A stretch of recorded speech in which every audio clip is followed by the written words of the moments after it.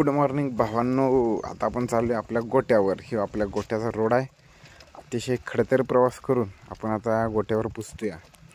तर जवळजवळ इथून एका 5 मिनिट अंतरावर आपला गोठा आहे.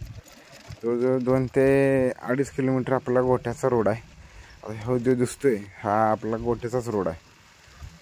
आणि हा सकाळचा क्लायमेट आहे. सकाळचा भावांनो पावसाळ्यातला हा विषय हा अशा पद्धतीचा आहे. अतिशय झाडी झुडपे सगळं ओके आहे. आता याच्यामध्ये आपण भैरवनाथ मंदिर इथे आहे. आमच्या गावची माळी वस्ती. तिथून पुढे आता थोड्याच अंतरावर आपण उजवीकडे वळतोय. हा आपल्या गोट्याचा रोड आहे. हा आपण मुरुम टाकून घेतला. पावसाळ्यामध्ये दलदल होते म्हणून आपण मागच्या वर्षी इथे चिखल होतोय म्हणून आपण मुरुम टाकून घेतलेला आहे. आता हा आपण डायरेक्ट आपल्या गोट्यावर चाललो आहे मित्रांनो. आता पहिलाच जो येतो तो आपला गोठा येतो. तर हे रोजचं डेलीचं रुटीन आहे. म्हणजे समोर जे दिसते मित्रांनो तुम्हाला ते जे पांढरं दिसते ते आता तिथे गेल्यावर दाखवतो तुम्हाला काय आहे ते. असं दलदलीत ना. आता हे जरा सुकले म्हणून आता उजवीकडे गाडी घेतली आपण डावीकडून. थोड्याच अंतरावर आपण आपल्या गोट्यावर पोचतोय. हे अशा पद्धतीनं आमचं रुटीन आहे रोजचं. ह्या डाव्या बाजूला जे दिसते तुम्हाला ते पूर्णपणे सायलेज पद्धत. हा मुरघास आहे. हा खड्डा पद्धत. हा आपण पावसाळ्यात वापरतोय. जे आपण मिरगाला नका करतोय त्याच्यामध्ये आपण हे आता शेण टाकलेलं ट्रॅक्टर. हा आपला आला गबरूसिंग गोप्या, असं नाव गोप्या ठेवले. हा आहे आपला गोटा. तर याच्यामध्ये आपण मागे म्हणजे पाठीमागच्या साईडला 10, पुढच्या साईडला 13, पण बाकीची जनावरे बारीक मोठी असं आहे. हा गोट्याचं लोकेशन आहे.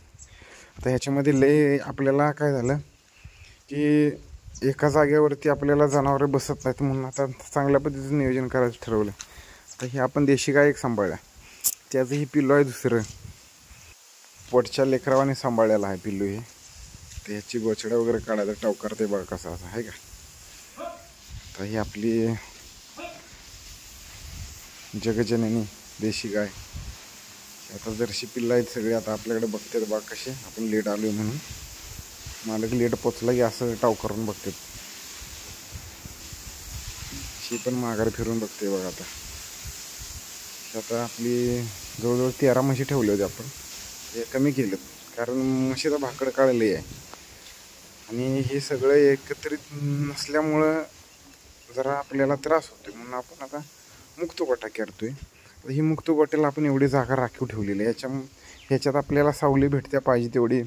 कंपाऊंड फक्त करायचं बाकी आहे. बाकी सगळं आपण तयार केलं आहे. आता ही तुम्हाला जिथं आता जी टाकी दिसत्या ह्या टाकीत आपल्याला ऑटोमॅटिक पाणी प्यायचं नियोजन करतो या. ही आता इथनं आपण सिमेंटच्या पत्र्याचं शेड हे आता का आपण एकसारखं लांबी ठेवल्या की आपण जरी गोट्यानं किंवा भयाने एखाद्या हातात पाईप घेतली तरी एकसारखा गोटा लांबडा धुवून व्हावा आणि ते लगेच व्हावा. म्हणजे ताप कमी व्हावा. गडी आपल्यापाशी म्हणजे कामगार तवा टिकणार आहे जेव्हा त्यांना आपण कमी काम लावणार आहे. त्याच्यामुळे ही जेवढं त्यांना सुविधा होईल अशा पद्धतीनं आपण काम करतोय.